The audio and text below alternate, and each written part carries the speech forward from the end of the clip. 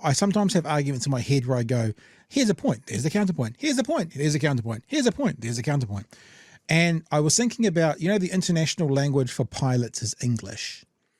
And in my head, I had this conversation going on that I was having a conversation with someone about, Māori and how important it was. And they went, well, it's not really important because like the international language for pilots is English. And that just shows that should always be the forefront because it's the universal language. Da, da, da, da. And I just went, yeah. So that means it doesn't need to be protected and helped along. And I thought that actually kind of works when people are saying this is the dominant whatever. Yeah. So that needs no help because it's fine. It's the dominant whatever. Yep. Whereas a minority language that is indigenous to a country is not the dominant language, so it needs to be acknowledged and recognized and used in certain ways, or as it's not the dominant language, it will end up disappearing and going away. And that's sort of what one of the points that this expert says about if it's not getting used. Yeah. In the late 80s, it became an official language. And the increase of use has been up and up and up. And if we put any roadblocks in the way of it getting used, it will start to taper off. And if any more roadblocks come in, it will decline. And this is not the way to support an official language of the country, let alone the indigenous language of the country, Joey. Yeah, and how many examples are there of this exact same thing? Like, this isn't an argument that is unique to New Zealand, and weirdly, there's a link. There's a link. It's always countries that have been colonized that this becomes an issue.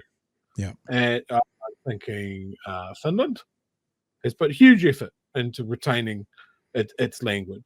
Wales, Ireland, Wales, Ireland, Scotland. Obviously the indigenous peoples of North America, South America, all of them trying their languages and the customs and practices under a colonial rule on the chopping block, burn it out, that sort of thing. And now we're sitting there going, fuck, maybe all of this colonial stuff wasn't really great. Yeah. And maybe we should do something about it. And here we have something that is indigenous to this country only, that tells a huge part of the story about how people migrated around the world. Māori is a big part of that puzzle, and it should be encouraged. And it's fucking cool. It's the only place it's found. Yeah. And like I was looking at, we were talking about the submissions on whether Petone should have its name. It's not even changed, corrected, maybe. Yeah. And I was looking at all the comments against it, and there was a thread that runs through it as people that don't want their history erased. Yeah. And I just want to go, like, they're close, eh? They're so close. They're so close. They're so fucking close. So you're worried about your history being erased, right? So it had no name of 150 years when Europeans got here. Yeah. For some reason, we called it Petone, and that's it. That's history. Don't look any further back than that. Like there was a discussion about this here in Dunedin. There was a beach that used to be referred to as Murderers Beach, which cracking name for a beach. Really encouraged. And that was based on some settlers being killed by Māori, local Māori. Of course, don't look into the rest of the story why that happened. It's not important, but Murderers Beach. And then recently they corrected the name. They went back to the original name. And you see those same comments. You're erasing history. You don't erase history, you add to it. Yeah. It is now part of the story.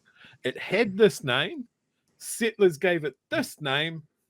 And then we realized it was dumb. That is the whole history of whatever is going on.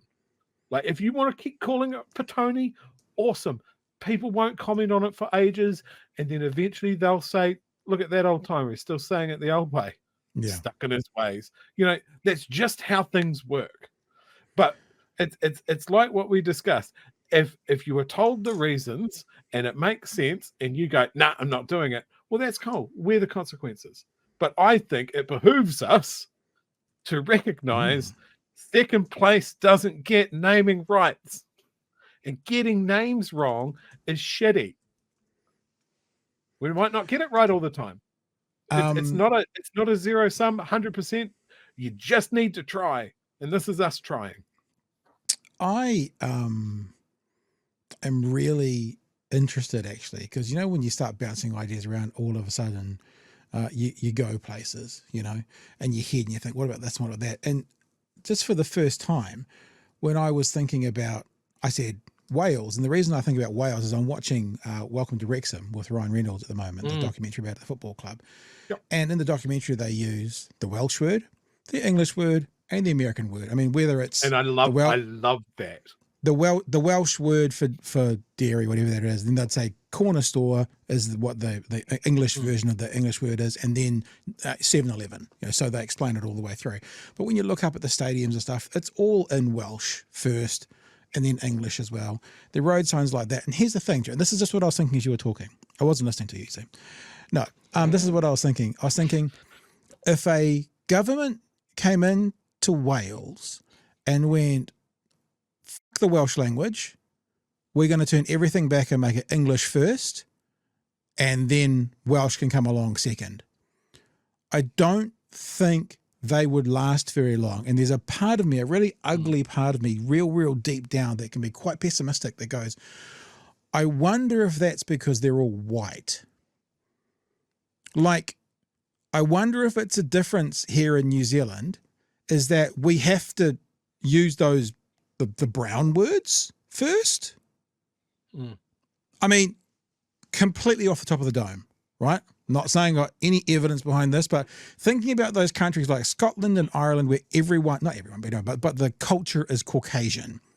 I can't imagine someone going into Ireland and going, yeah, we're going to put, Gaelic into the second place now, and we're only going to do English first, and yada yada, because everyone has to know what a hospital is. And I'm thinking around the world as I'm doing it. In America, would they poo-poo Native American? Yeah, no question. In Australia, would they poo-poo Aborigines? What's the language for Aboriginals? The native language? God, see, I mean, this is what I mean.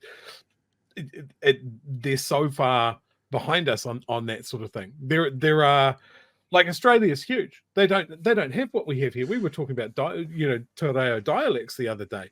Yeah. In Australia, it's a massive country. There were hundreds and hundreds of tribal areas and countries there. Stay with me. They never talked about. Stay with me. Let me finish this point up. Because what I'm doing is I'm going around the colonized world, and I'm thinking all of those cultures that aren't white, the local white people now, New Zealanders, Australians, South Africans, Americans, US, I feel like they'd be saying all these things about don't cancel my culture, my history.